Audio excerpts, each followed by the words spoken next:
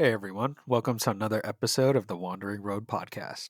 I'm your host Chris, alongside my co-host Dean, and joining us for today's show, we're welcoming JJ from Southern Demonology again. I've gotten great feedback from some listeners about your episodes. They love to hear you, man. So today, guys, we're going to be talking about Japanese folklore, Japanese spirits, and demons, and this is a fun one that I'm really looking forward to.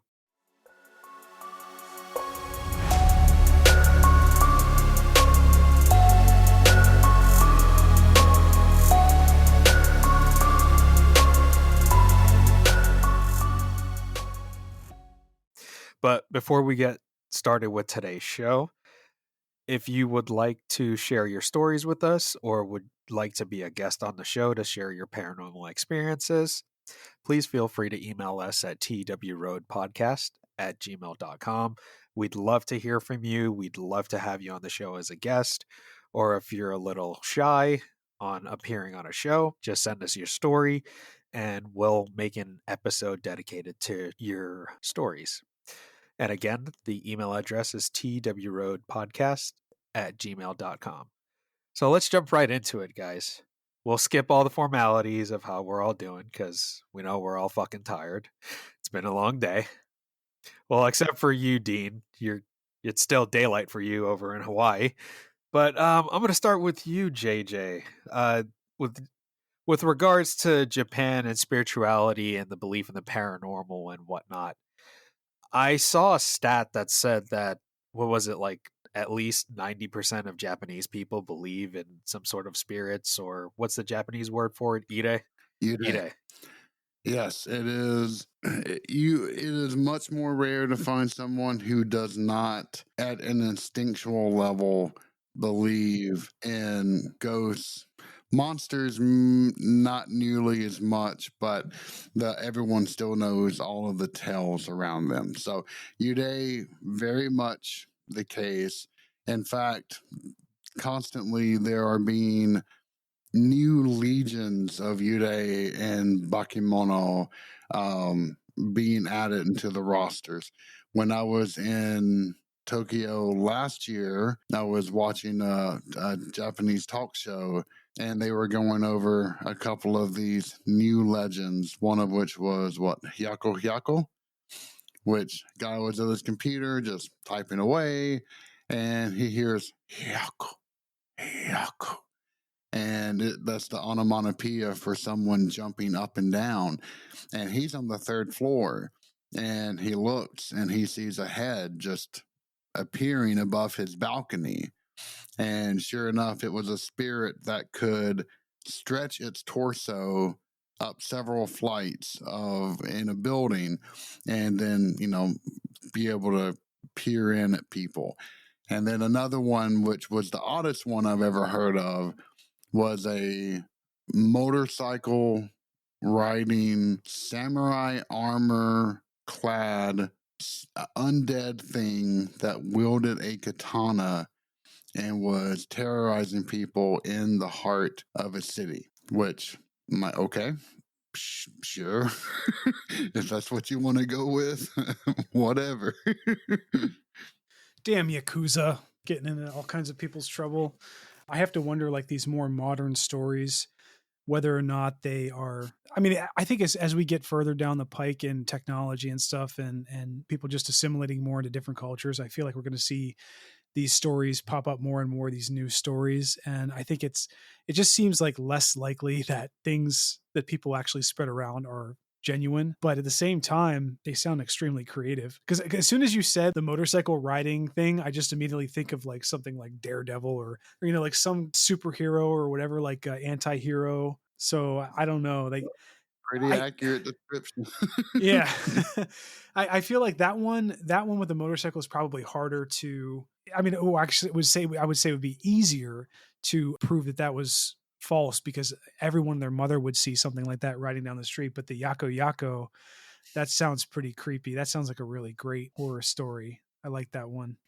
I mean, just like in the U.S. with the idiotic black-eyed children, there are copious amounts of creepypasta floating around Japan.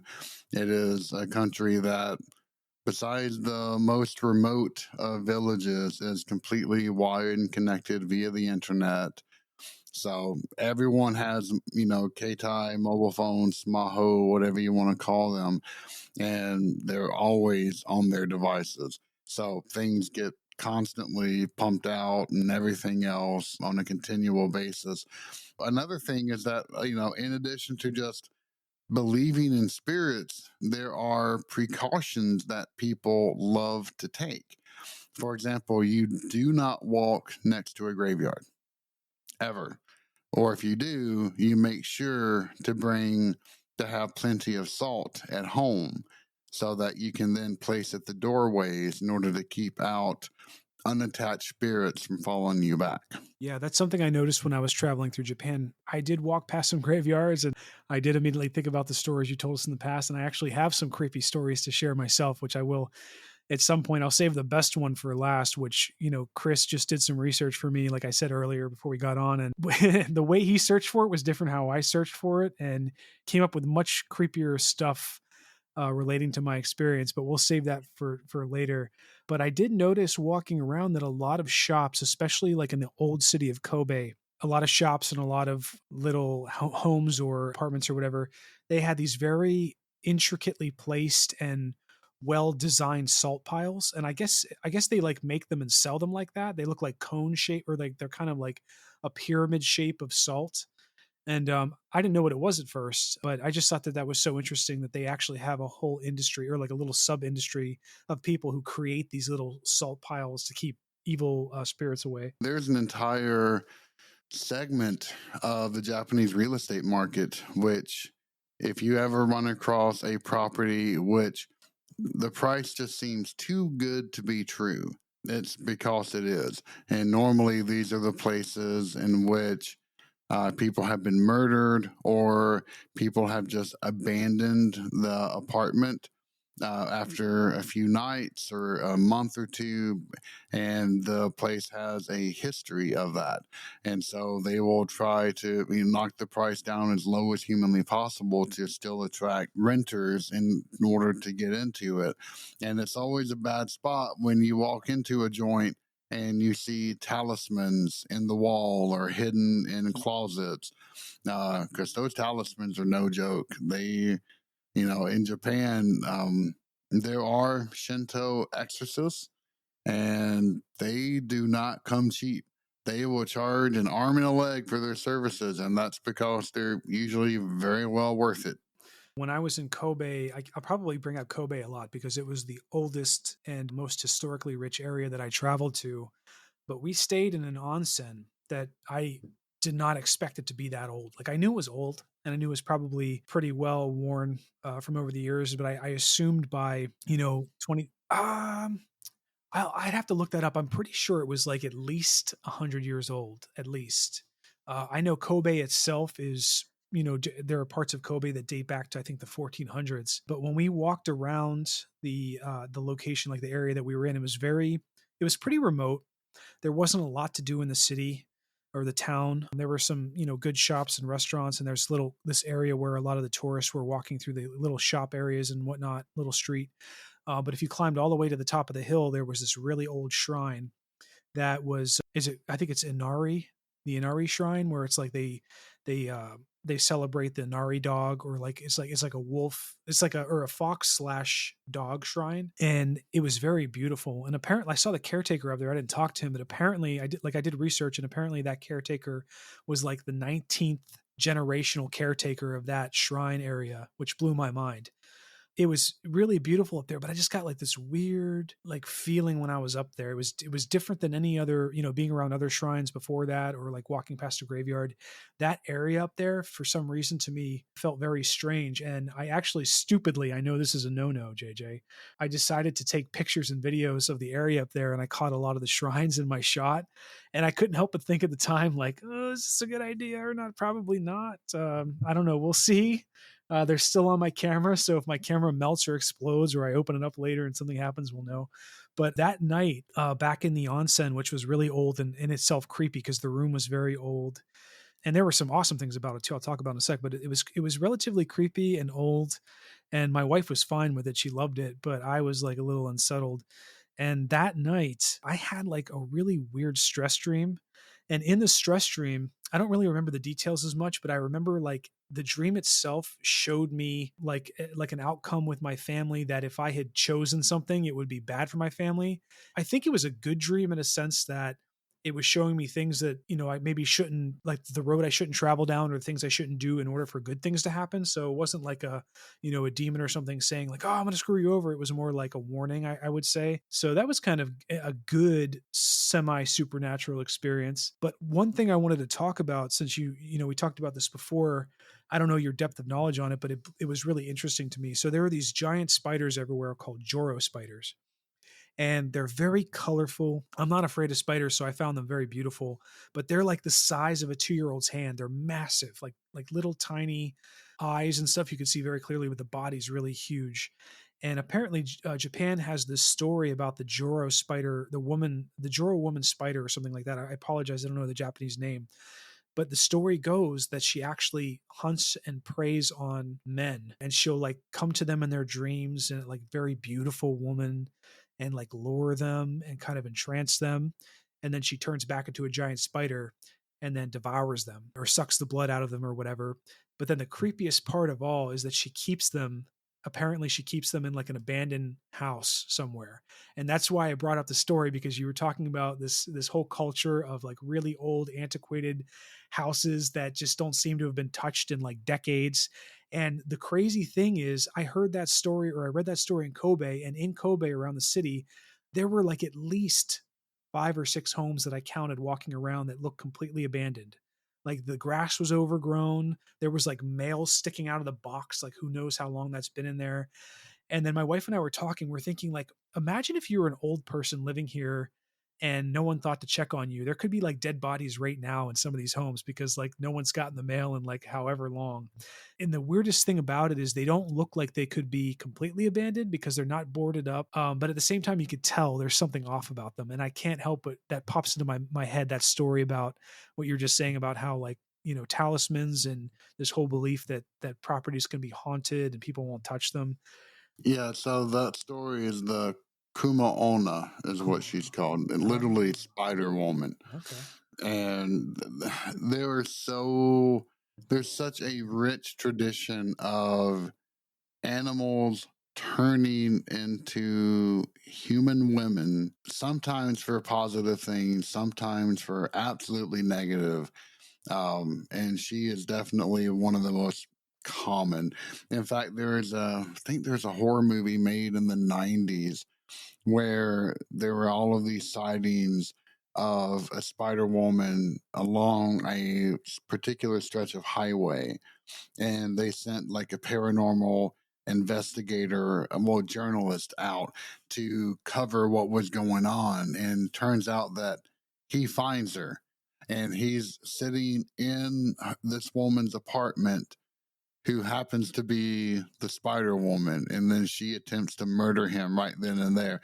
It's kind of a famous, like low budget movie, but it was pretty good though. Oh, but the reason why you'll find a lot of abandoned property for 2 reasons. The first is that due to Japanese tax structure, it is cheaper to have a house on a property and not use it than it would be to raise the property, because then it's considered quote unquote usable land and the tax goes way, way up. But the second factor is that after the stock market crash, late 80s, early 90s, something like that, they call that time the lost generation, because property was through the absolute roof. And after the crash, the Nikkei is still never recovered, and people lost everything. And now a lot of Japanese people refuse to buy houses because they are petrified of losing their savings. And I mean, the Japanese, and I think this applies to a lot of Asian cultures, strongly believe in savings. In fact, Most women who will control the household budget and give their husbands a stipend or allowance per month so that they can like buy beer or do whatever it is, they will often have himitsu savings, secret savings, in which no one knows but them, and that way they can save forward and try to do something with. But yeah, it's a really kind of sad situation. So JJ, Crazy. you lived in and worked in Japan for a little while, and you visit there almost yearly. Yep. So, in your conversations with folks in Japan, does spirits and spirituality is it like a popular topic of conversation, or is it taboo type of No, subject that people try to it's avoid? not. It's not taboo. If you're talking about Yurei or Bakemono monsters, people are more willing to talk about that. However, unless you are a priest or a shrine maiden, you won't find too much enthusiasm for religion in general amongst the Japanese. You will go. So, like most major life events are Buddhist rites. So, when it comes to funerals, weddings, etc., those are all Buddhist. When it comes to yearly activities such as shrine visits, those are typically Shinto based. And those two religions coexist extremely well together. There's very little conflict there. But yeah, you won't really find too much enthusiasm for the religion itself, although visiting shrines and participating in these rites are just a way of life. Okay, yeah, that makes sense. I don't know about you guys, but I was a huge fan, and I'm still a huge fan of the Teenage Mutant Ninja Turtles. And back in like 1995, they came out with the third movie that was god awful. But if you watch it now as an adult, it's probably not that bad. But the only reason I bring this up is because throughout the movie, they called them kappa. And I had no idea what that was. So for this show, I went and looked up Japanese creatures and whatnot. And lo and behold, kappa was listed. And when you look up a picture of a kappa, it kind of looks like a decrepit version of a Ninja Turtle. So I always thought that was funny. Yeah, so they are water spirits that have webbed fingers and toes, green skin, a turtle shell on their back, a beaked mouth, and their most classic feature is a ring of seaweed or hair shaped like a star on top of their head. In the very top, and that part that's above that is completely bald. And they are sometimes depicted as friendly. There have been horror shows and movies that have depicted them as being man eaters, but normally they're the more benign of things, and you'll see statues of them around there. It's one of the more famous bakemono that you'll find. Yeah, when I was in Kobe, I actually saw a statue of one of those, and you just answered my question that I had because I was under the impression that they were treated as like evil deities or something bad like that. So I always thought, like, why would you have a statue of something evil in your town? Be like us, like creating like the statue of a demon or something and just put it. But then you answered the question. It was like, oh, for the most part, they're benign. They're not as nefarious as a lot of other ire in Japan. Oh yeah, and usually they're considered lucky as well, so that's why you see a lot of statues of them. Nice. Yeah, kappa are always fun. My favorite though, and I think I've mentioned this one before, is kamikaze obake. Obake meaning monster, and O in front of that is just an honorific. Kami is a word that means God, and then kasa is umbrella. Oh. They're called tsukimono, and they're objects that have existed for a very long time. They've been in constant use, and as a result, a little bit of psychic energy has rubbed off on from their users and grants them sentience. And so you can get lanterns, you can get the paper walls, in which if there are holes in them, then eyes can develop in there. You get the umbrellas, and this thing is depicted as a huge umbrella where it used to have a thing that you would hold on to. That's become a leg. It has a huge tongue that hangs out, one eye, and yeah. In fact, if you ever wanted to see one in action, there's a movie on Shudder called Night of a Thousand Demons, and it was made back in the 50s or 60s in Japan, and it's really more of like a samurai story around the rich or oppressing the peasants. And anyway, but then the monsters kind of rise up because the rich people want to assume the village and tear down the shrine, and that pisses off the monsters that are guarding it. But anyway, the comic relief in the entire thing is Kamikaze Obake, and he goes around licking the rich lord's son, who's kind of slow in the head, and they go around causing mischief together. It is hilarious. Oh my god! I thought you were going to bring up the butthole demon or something like that. Which, by the way, No, y'all seem to like that one so much. I will reserve that honor for you. okay.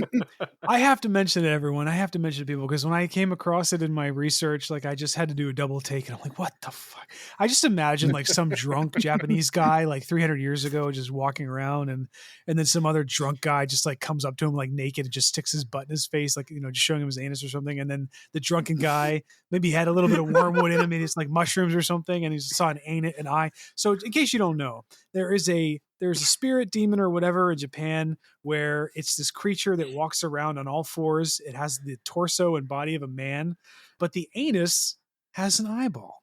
And it just kind of like turns around and spreads its cheeks and just shows you the eyeball. And I just, dude, like, what the fuck, man? Japan. Anyway. Yeah, Dean ran into a few of them.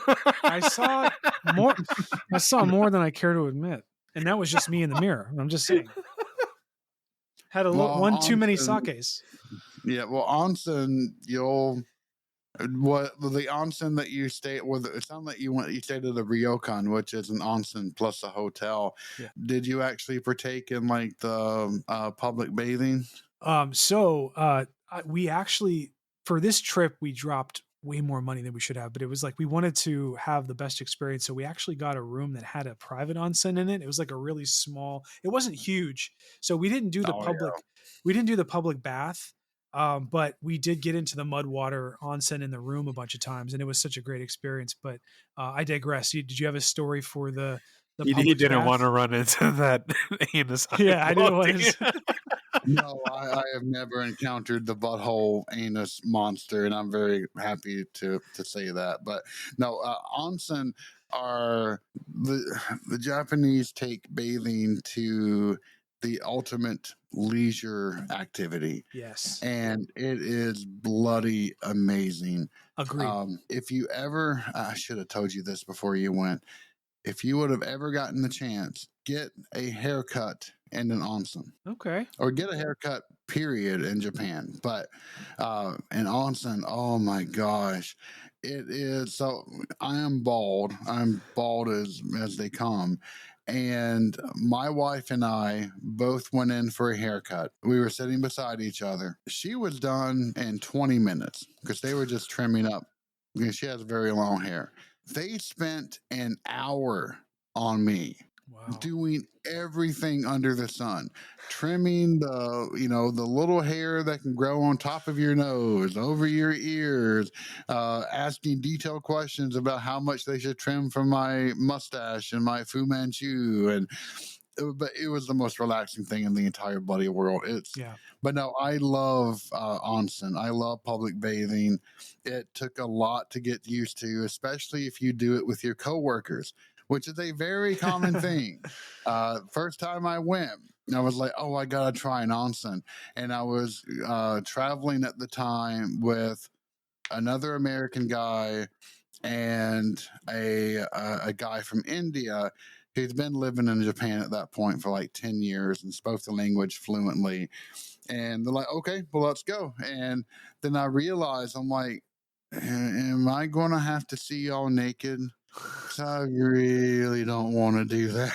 Yeah. And they're like, yeah, that's part of the thing. And so the first few times I ever went, you know, you can get a small little washcloth for your face.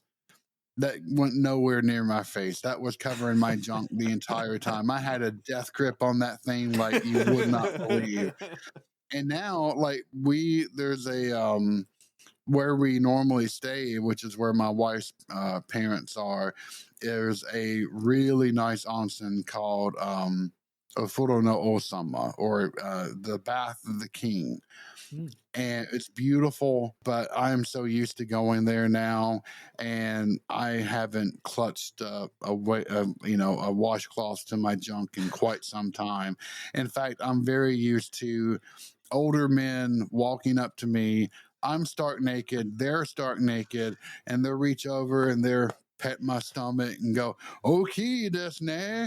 No, you're fat, aren't you?" And I went, "Yeah, I am. So how you doing?" And then they put their leg up on the bench and then tell you their life story. Yeah. No, it's not nearly as bad as like American gyms are. Oh my God, these people have no shame. No, they're still very tasteful in what they do. But and the other thing too, in case you haven't ever ran into this, female staff members walk around the changing rooms, yes, constantly cleaning. And I have been in there just drying off, naked as the day I was born. And I'm not trying to put images in your head, I swear to God. And then an attractive young woman just walks by, just mopping up the floor. And that was the only time I've ever wanted to clutch something to my privates again, because I'm like, nope, Swing. So I did go to a more public bathroom, the soaking tub and stuff, when we stayed in Kyoto. I only went up there a couple times, and I'm just walking around naked, just trying to get dressed. And I'm like, okay, interesting. My wife might not like to hear this story, but we won't tell her. But here, I apologize. I apologize to the listeners, but I got to show you guys real quick the private onsen we had that I literally lived in while I was in the room. Anyway, like we had the best thing about it was you could open the sliding doors and it was like kind of cooler outside. So you wake up in the morning, you get into the bath, and you open the doors, get in the bath, and you could feel the cold air like hitting you as you're sitting in the hot bath. Like I haven't relaxed like that in so long. I needed that. Oh, that is my absolute favorite part, because in onsen, so what you do first is that you have these little footstools that you actually sit down on, and you wash your body entirely first. And you do this whether you're at home, you're in an onsen, doesn't matter. You wash your body completely, because everyone shares the same bath water, whether it's a family or if you're in public, you're sharing it with everybody, and you don't really want to think about that too much. And then after you're done with that, most facilities will have two different types of bathing that you can do. The first are like indoor baths, but then the one that I go to, they have a huge open air onsen. And that's where I go. I make a beeline for that thing, and especially because I only go when it's cold outside. Yeah. And you hit the freezing air. You're completely nude. You walk into the water, which is 40 degrees Celsius normally, and you just sit there and just melt. Yeah. Oh God. But then and then after you're done, you're too burned up. You get out. I sit on these stone steps or stone stools outside, let the cold air cool you off, and then when you're ready again, you either go back in, or then they have these full-sized beds, which are just made of stone, that have a thin layer of hot onsen water flowing over them, and you lay down on it and you just relax for a little bit. Oh, it's the best thing in the world. And you just rinse and repeat all day long. It's amazing. It's called hot cold therapy, right? I've done that before. I love that. It's so good for you. Oh, they actually have entire like hot water baths and then cold water baths. And some psychos out there, they'll sit there and like dip in 40-degree water, and then they're going to ice cold water and rinse and repeat. I'm like, no, I'll just sit in the open air. That's more than enough for me right there. I'm sorry to say I'm the psycho man. I did that, and I can't do it for very long. I can only do it a couple times till I'm really uncomfortable. But like, man, after I'm done, I sleep really well. Like it's Oh, I can imagine. therapeutic. So, JJ, why don't you share with us some of the creepiest Japanese spirits and demons that you know of? The one that comes to mind is actually played a bit of historical relevance. So there was a major general who was beheaded, and then his head. When he went somewhere else. He fought in a war. He was betrayed and beheaded, and then they say that he was so angry that the spirit of his head flew back to Tokyo and was causing a rampage until a group of monks set up a memoriam to him in order to appease his spirit. And this memoriam is located in what has to be the most expensive bit of real estate in all of Tokyo. And in the 1945, 1950, after the Second World War, the Japanese government, together with the US, decided to try to relocate this shrine. And it's a very, very small shrine, but it takes up a huge amount of area. They decided to relocate it. And every single time they tried, catastrophes would happen.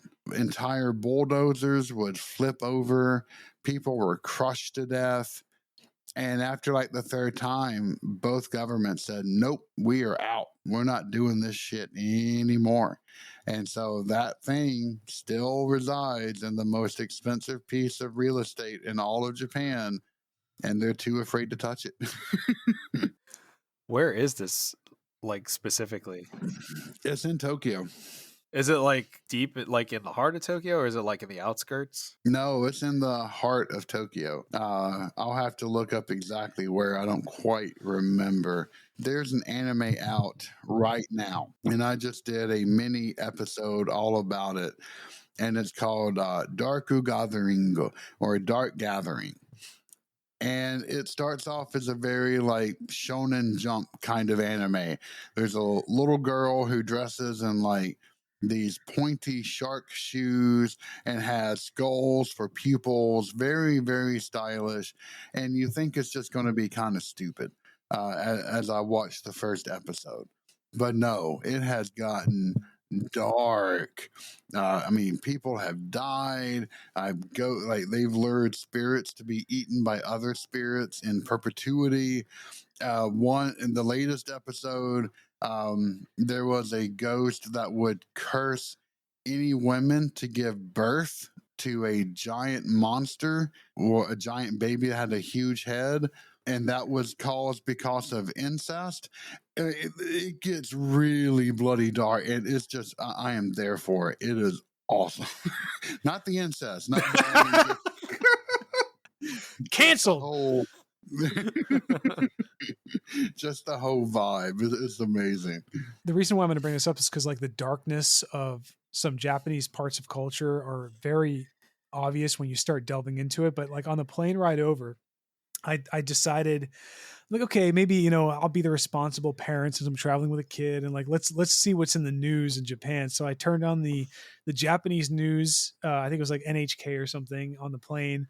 And I had the little translation or the subtitles, and I was like watching the news, and the first thing that popped up in this, like the first story that popped up was like about some murder that was committed by some monk or something in some shrine in Tokyo. And he ended up killing, or no, sorry, it was some guys set up a trap for a monk in a Tokyo shrine, and they like basically put these canisters in some kind of burn area for cremation or something underneath the shrine. And then the guy went down there to inspect it, and it turns out like it was filled with noxious gas or gasoline or something, and the guy ended up like dying from suffocation. And then I'm like thinking like, what a dark ass story. Like just a couple dudes who like probably wanted I think they wanted the property or something. I'm like, shit, man. Like what a terrible thing to do. Like, try to off somebody to get their property or what, like rights to something. You don't think about it Oh, till there. you get there, but like, and then somebody else threw a bag of noxious gas, which, like, I don't know if I'm sure, JJ, but like Amish and Rikyo, the cult from the 90s or whatever, like they killed a bunch of people on a plane because they put, or I mean, a train, because they put these chemicals in bags and threw them onto trains, and like people suffocated and died from them. But somebody had just done that again on our way there. Like they did it in a one of the bullet trains or something. And I'm like thinking in my mind, like, oh great, we're going to be riding these trains. Another thing to worry about. But just to tie it all back, like it makes sense why there's so many terrible stories about demons and like possessions and stuff, because that shit goes on everywhere, including Japan. Oh yeah, it's there's some really heartbreaking stories, and one of the most common ones that you'll find nowadays are NEET, which NEET, which stands for not in employment, education, or training. So these are people that either they're hikikomoris, meaning that they're too afraid to go outside, or they're just wanting to live off from their parents' wages. They'll live with their very elderly parents, mooch off from them, and then wind up murdering them and then pretending like they're still alive so they can collect their government benefits and just stay on like that. I mean, you hear about that at least once a week. And it's awful. It really is. Makes That's you wonder crazy. if because of that we'll get some new vengeful spirit stories. I would not doubt it, but there are so many already. Goodness gracious. Some other monsters that I really like. Have y'all heard of Tengu? Oh yeah. Yeah. Oh yeah, the Tengu. Yep. Yeah, I mean, even people in the U.S. know about them, but they are they're typically depicted as having extremely long Pinocchio-like noses that are turned up slightly. They're normally depicted by a red mask with a huge nose on it, but they are winged and normally have birds' feet in addition to the wings. But they are the ultimate tricksters, and they can be absolutely malicious and malevolent. But normally they're just treated as kind of kindly trickster kami that reside around. And then, of course, you've got your oni, which are kind of a mixture of an ogre and a demon. Um, and there's a famous childhood tale of a red ogre and a blue ogre, and I won't bore you with the details, but everyone in Japan knows the Ao Oni and Aka Oni story, and they're normally reenacted as children's plays. That's so fascinating. I think we did talk about that in the past. That's actually one of my favorite stories too. It is interesting that they have such a wide variety of good and bad. Whereas I feel like in Western cultures, when you talk about spirits or whatever, like it's almost always negative unless you talk about very personalized experiences, like someone's loved one died and then their favorite bird like showed up on the windowsill the next day after their death, and like beautiful stories like that. But like if you're talking about societal collectivistic like group stories, Japan has such a wide range of them, good and bad, and even in the middle. Like Tengu, sometimes they're benevolent, sometimes they help you, but other times they'll like trick you into going under a sign that crushes your body or something crazy like that. And I just have to Yep. wonder, like, what, like, that's such an interesting influence on a culture that I mean, they're basically on a giant island. Essentially, I guess, in the modern age of instant travel and communication, or near instant travel communication, stuff like that, it becomes more diluted over time, but it still seems interestingly specific and unique to Japan, all these stories. Oh, they are, and it's amazing. You've got a country that has existed for hundreds and hundreds of years, for a lot of that time in isolation, founded by the Chinese, which have now morphed into the Japanese. So they carry all of that thousands of years of tradition right alongside them. They're in a Don't say that country too where loud. They're gonna get mad at you. Yeah, I know. There is such hatred between so many different factions in the Japanese. It's and a lot of it's kind of deserved. I'm not going to come to their defense because, dear Lord, Imperial War Machine Japan was It was on another they level. committed their own atrocities left, right, and center, and there is no. In fact, that's why you only find the far right being the people that are rah rah Japan. Like they're actually political. They want to be political. Otherwise, the vast majority of the country, they actually abhor anything patriotic. They will not participate in it. It's become the exact opposite of wartime Japan, which is a good thing, in my opinion. But that is neither here nor there. Um, in fact, I forgot what the hell. But then you're in a country which was populated with tons of very remote villages that were cut off from everyone else.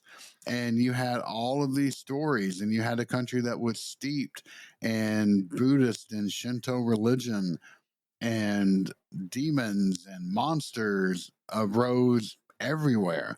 And you're in a spot where this stuff could just flourish for hundreds of years. So you're going to get some really interesting tales, and Japan most certainly did not disappoint in that regard at all.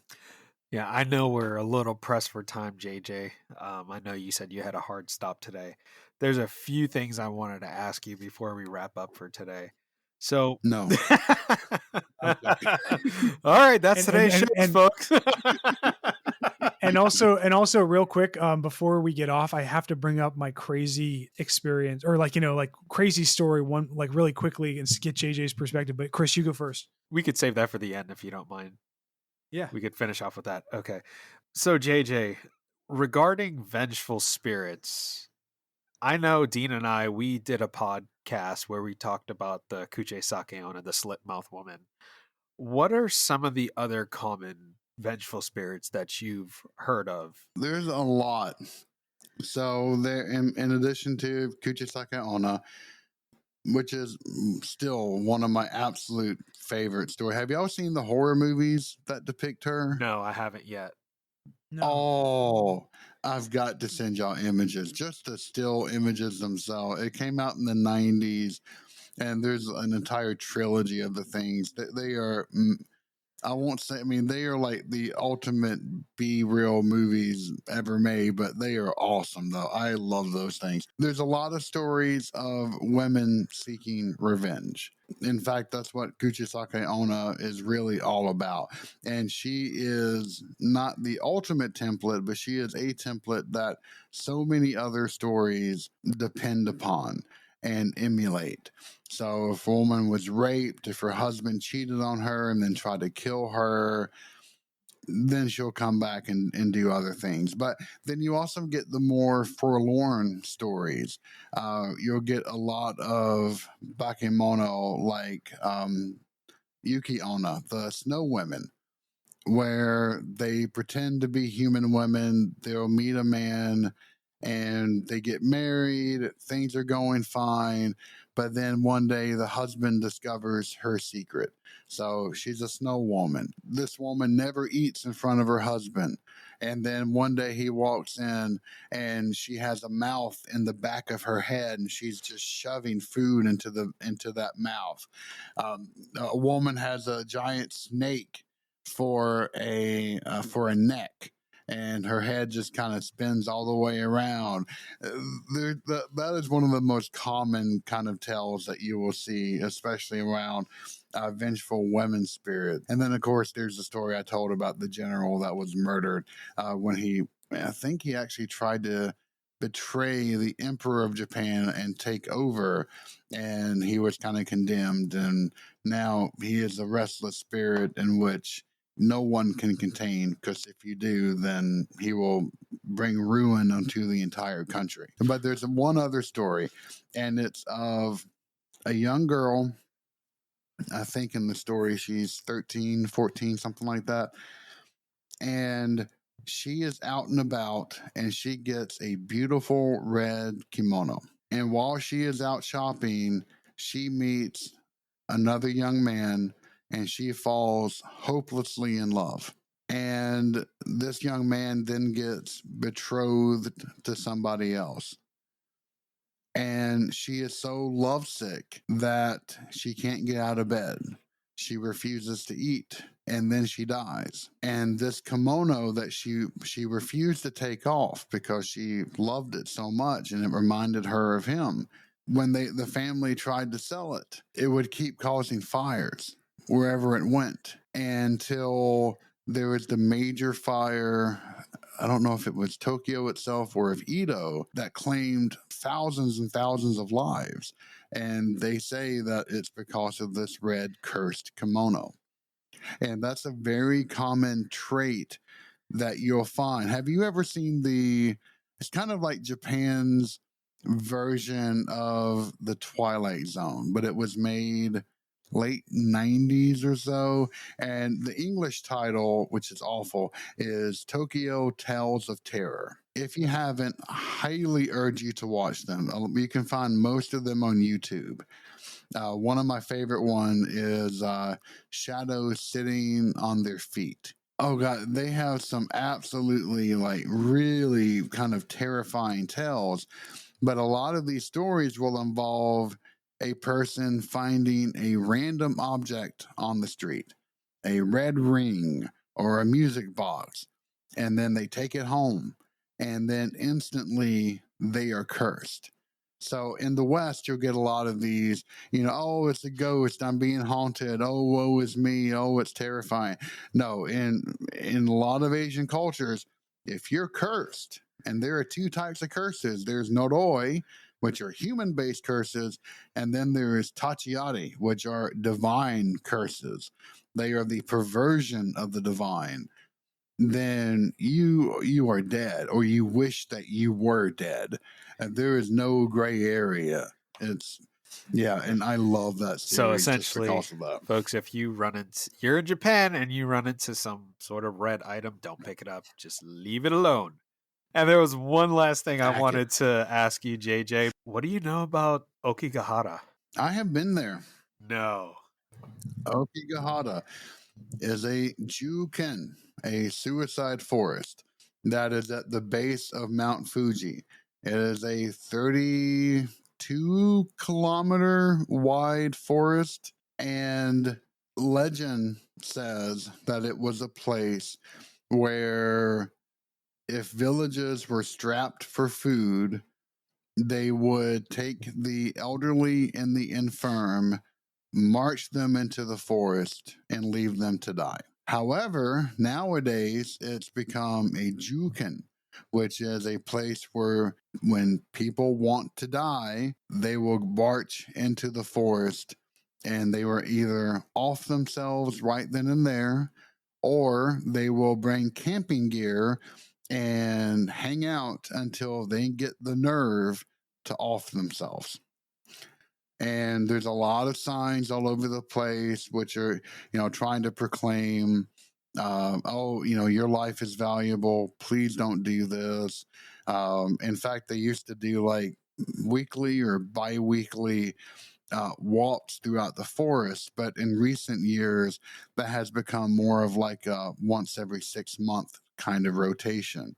And then if they find a body, they'll then take it back to the nearest village and cold store it and try to have funeral arrangements for it, etc.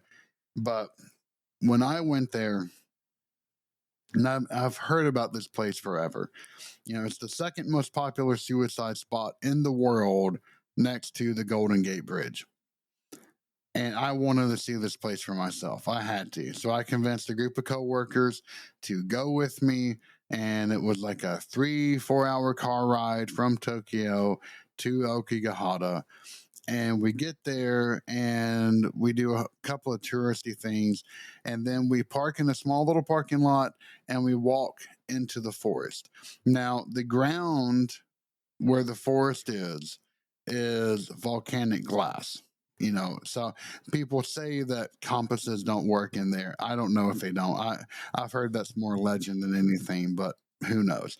What I do know is that the trees are so ancient and so massive that the moment you step past the tree line, you hear nothing. Even though the road is 500 meters away from you, it sounds like you are in the most remote spot in the entire world. And the moment after we stepped past that tree line, I swore I would hear a sound. It was like a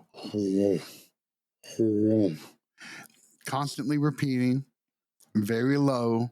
Nobody else heard this but me. And I would keep asking. I'm like, do you hear this? And they're like, no, shut up. So we walked about 15 minutes into the woods. We took a few photos. And the longer I stayed there, the more petrified I became, to the point where I said, guys, we have got to get the F out of here. I can't take it. It's killing me. And so we do. We finally leave. And then we stay in the creepiest of all ryokans that I have ever been to in my life that night. And then we go to Fuji-Q Highland the next day, which is a Urenji, an amusement park. And I almost died there because of, they're not built to hold bigger guys like me. But that's the story for another calling time. to you. Glad you got out of there. I don't know what it was doing, but I will tell you this, though. I will not visit again. That's how bad it unnerved me. And I've been I've been around a lot of creepy things in my life. I normally am drawn to them. No, this was so far out of my realm of comfort I could never that go there. I was done. By the way, what a perfect place! Like, what a great place! Not great place. What a spot on place for someone to commit a murder. I just think of like in Brooklyn or something like that. Like, they have the mob has places where they go off people or whatever. They'll like never find their bodies, like construction site. But like, what if you like wanted to, if the Yakuza wanted to kill someone, just take them to the forest and like give them a wound that looks like it was self-inflicted and no one's going to ask any questions. Like, that's just that's actually a pretty common trope that you'll see, especially amongst the like TV shows that depict the Yakuza. They say, "Oh, just take them up into the mountains and bury them. No one's ever going to find them." It's their equivalent of sleeping with the fishes with concrete shoes. creepy. But one thing I wanted to say too before we break off into the last story is, JJ, we talked about this on the first podcast I think we did with you like a month or so ago. And I was walking around Kobe. Actually, this happened a couple times. I think it happened in Tokyo as well. But there was like some little trinket on the ground. I'm pretty sure it was red. But it looked new and it looked like some kid had just dropped it. And I bent over to pick it up. And right before I grabbed it with my hand, I'm like, I remembered what you said and I pulled away from it. And I was like, almost got me. And I walked past it and my wife looked at me like, what the fuck are you talking about? I'm like, I'll tell you later. And so you might have you might have saved me. I don't know, man. And then in Tokyo, oh man, it's just crazy. Were they shaped like a rectangle? I think mostly like a rectangle. I think it might have been a like a little keychain that was shaped like a rectangle, like a little tag talisman looking thing. Yeah, so those are omori. They're actually protective talismans. Oh, I could have had protection. Okay. No, because you don't know what kind you got. Okay. And you never know. You did the right thing. You should absolutely do not touch them, especially if they're red. Just he would have picked it up and woke up It's with just a safer cup that of way. bathing I and shall. onsen with him. Like, hey, buddy, you got some cucumbers? I don't know if I would have minded that. Okay, I could say a dirty joke, but I'm not going to say it. I love cootie with your cucumbers. The whitest cucumber you've ever seen. Okay, gross. No, that's staying. That's staying. But this is the perfect nightmares tonight just from you that, will, I man. promise. It's that's what my wife says. So like, anyway, last story I want to bring up because this is actually this really legit happened to me and it is creepy as hell, especially since Chris did some special research for me. I just didn't do this type of research or like spill it out this way. But here's what happened.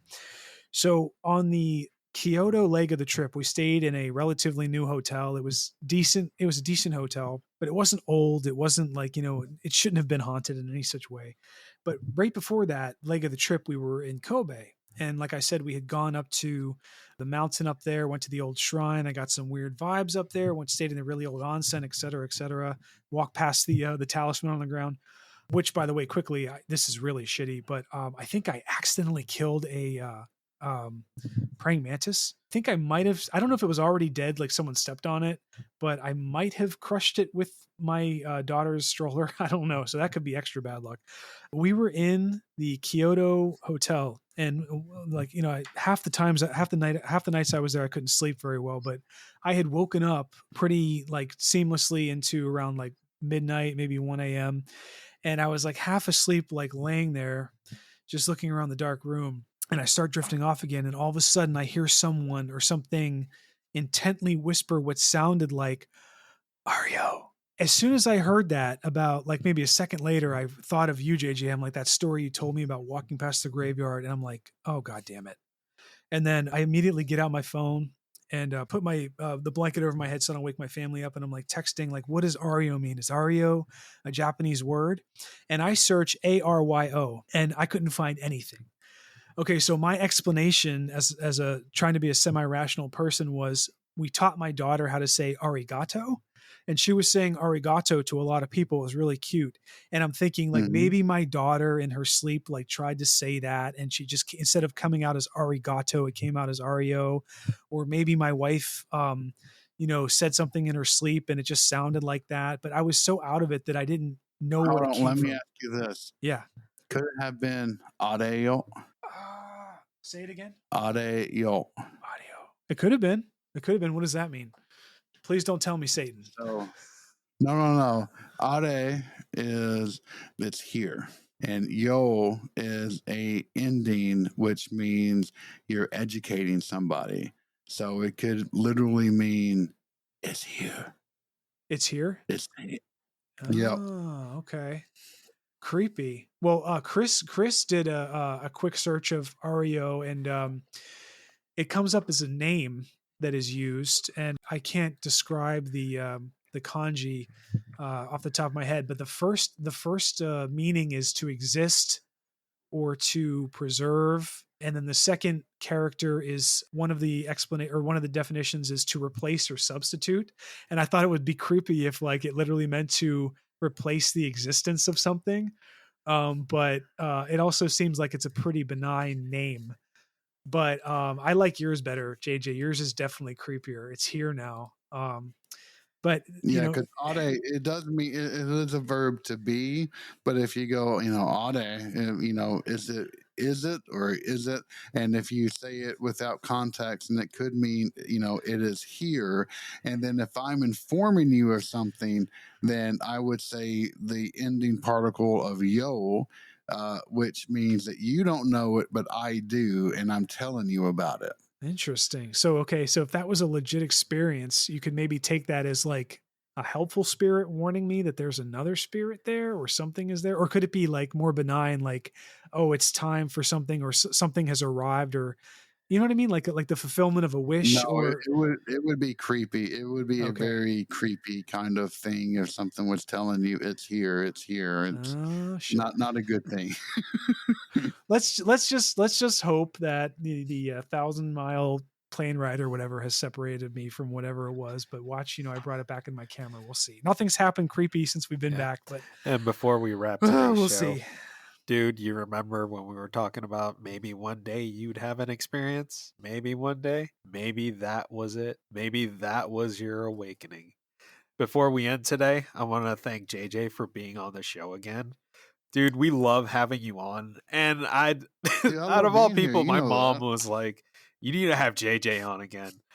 So here we are. So on my mother's request, you are here once again, and obviously because we wanted you here to discuss this topic today. But again, well, if those who don't know, Chris and I have become like ultimate TikTok friends. We trade videos back and forth all day long with each other. It's awesome. Yeah, it's a fun time. But JJ, thanks once again for being on today's show. Folks, if you don't know where to find him, he is the host of the Southern Demonology podcast. You could find that on all podcast platforms. And he also has an Instagram and a TikTok page. So please go ahead and give him a follow. He's an awesome guy and his show is amazing. I absolutely love his content. Yeah, two things. So you can also find us on our website, which is southerndemonology.com. And I'm also one of 4 hosts on the Paranormal Rundown, which we have over 1,600 different paranormal topics. And we have a random number generator decide who's going to answer it, and it's done by the guy who does the Trailer Trash Terrorist podcast, a paranormal investigator, and myself, and then Father Mike Birdsong, who is an exorcist who lives in Georgia. And with that, folks, we hope you enjoyed today's episode.